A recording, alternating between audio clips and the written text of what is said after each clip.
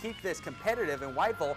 Here he is again, over the pile, touchdown, Medford. Yeah, West Brunswick led 28-14 going into the fourth quarter, and then what do you know? Here come the Wolfpack. Here they come, going deep. Keontae Webb to Jatik Martin. Beautiful final score from this game, 29-28. What a barn burner in this one, close battle. Now from Whiteville to North Brunswick, the Scorpions are hosting Socastee from South Carolina. In the Battle of the Carolinas, the Braves come out hot in this one in Leland. Check out Hunter Illing hooking up on the deep big play right here to put him into the 10-yard line. Socastee finishes the job with Deshaun Myers. 6-0 Braves in this one. Nice little draw play right there, following the pass into double coverage. North Brunswick missing a lot of playmakers from a year ago. Yes, they are, but hey, Myers is a playmaker, and he's scoring again, 19-0 at that point. Scorpions need to wake up here. How about this for a boost, Joe? Yeah, longtime assistant coach Darren Willis learning to take over as the head coach now. A spotlight on defense right there for the touchdown. Unfortunately, that would just about be it. Scorpions fall 0-2 on the year, drop this game 43-20 to the Socastee Braves.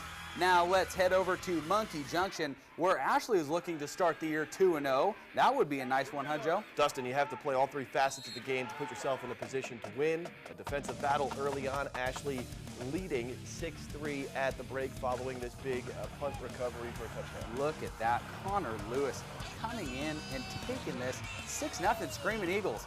Ashley defense had a big first half. The defensive front controlled the line of scrimmage, led by Joe Barbera and Grant Ginion coming off the edge here, flushing the quarterback outside of the pocket. And what do you know, big interception there for Cade Jones, and a big pick for the Screaming Eagles. But they give the ball right back. Look at Blake Lowry stepping right in front of the pass and getting the pick. And miscues in the second half also allowed Purnell Sweat to run off 28 unanswered points en route to a 31-6 victory tonight for Purnell Sweat, as there's my first taste of action on the sidelines tonight. Coming right at you. Look out there, Joe. Now let's go over to another game we had crews at. Laney hosting J.H. Rose after the Rapids got blown out by New Hanover last week. Could they make some run now in Wilmington? Laney already up 26-6 in the third. Look at Sherrod Sidbury right towards the camera. Beautiful diving catch. Classmate to classmate, Sherrod Sidbury back behind center. A little chest pump from Ashad Yeoman to receiver Alfayam Walcott. Beautiful catch along the sidelines. And here he is again. Cuts right, cuts left. He's going. He will not be stopped.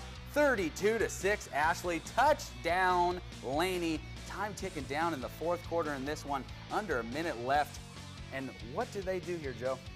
Yeah, well, Laney all day was giving it to Jason Billingsley, but this time, what do you know? Another touchdown for Laney late in the game. Of course, the Bucks bouncing back in Bucktown over J.H. Rose. You knew they wouldn't stay down for long. 39-12 is your final score.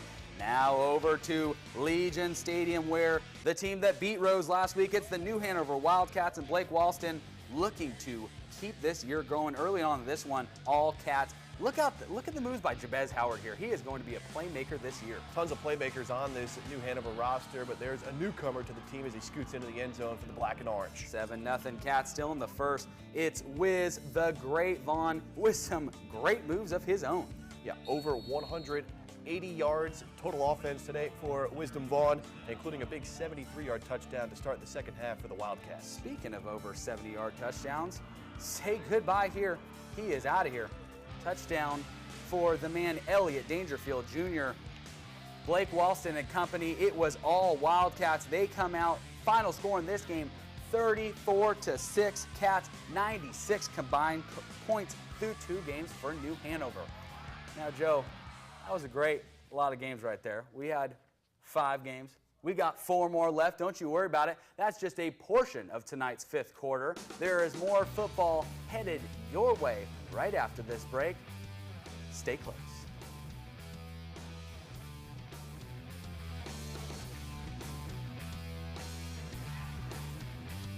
Your highlights after the break. You're watching the 5th quarter on WWAY.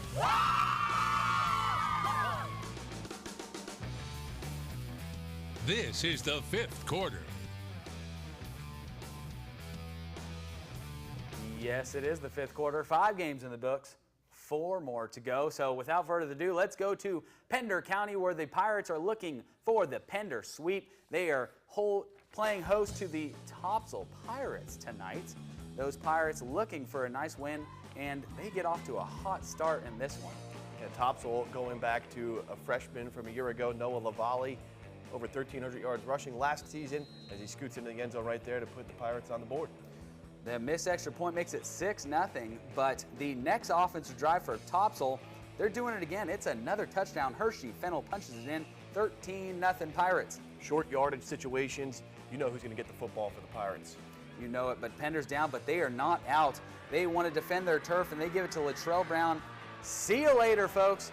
Touchdown, 60 yards for the score. That's all they had to offer, unfortunately, in this one. Still looking for that first win of the year. 34-6 is your final. Now let's head over to another Pender County team. It's the Trask Titans looking to rebound against the West Columbus Vikings on the road right here. They did just that, Dustin, tonight. A heck of a way to bounce back.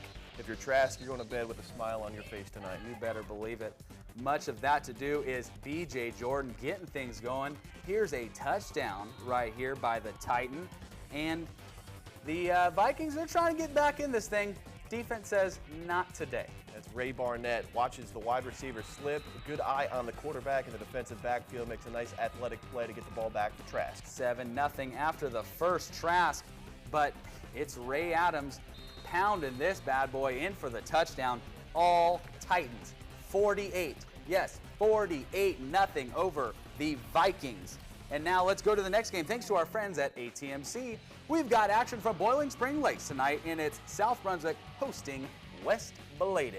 South Brunswick community dealing with a tragedy overnight, and a moment of silence before the game. Cougars get off to a good start there, nearly getting to the end zone on that nice run. You can't hit the line, but don't you worry about it. They will punch it in. South Brunswick playing with heavy hearts, and they want the win in this one. Look at the big man for the score. Close one. This one down to the wire. Fans got their money's worth tonight down in Boiling Spring Lakes. Better believe it. Look at Mason Phillips on the keeper. Rolls it, tucks it, takes it all the way. 14-7 South Brunswick. That lead doesn't last long on the kickoff. Look at Karan Washington for West Bladen. Just making some moves here, and he's out of there.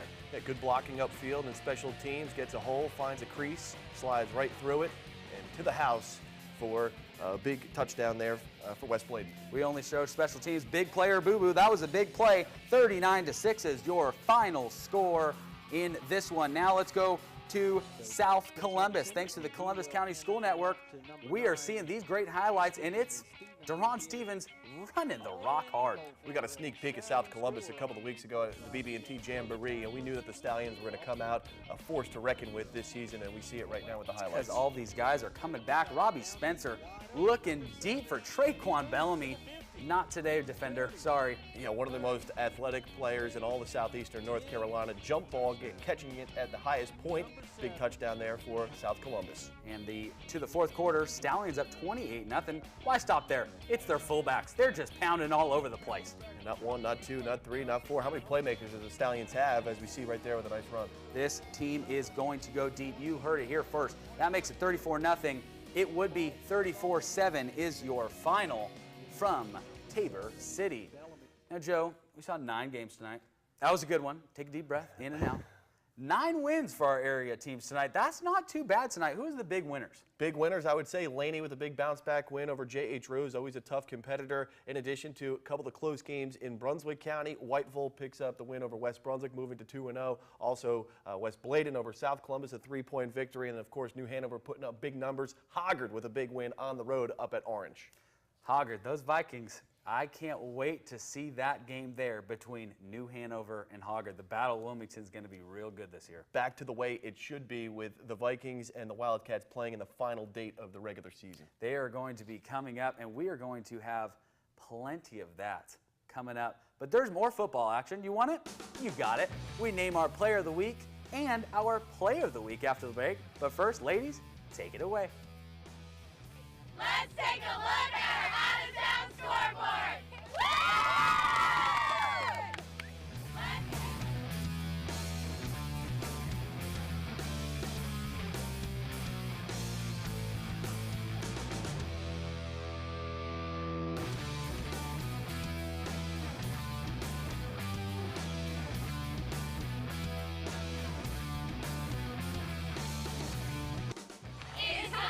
the play of the week on the 5th quarter. Here's Dustin and Joe. Well, thank you very much there, guys. Joe, we saw some big-time football action. We saw big plays, small plays, power plays, explosive plays. No play was bigger than this play right here. We're heading back out to Whiteville, where Keontae Webb is looking for his receiver on this one. Check this one out. Tip drill.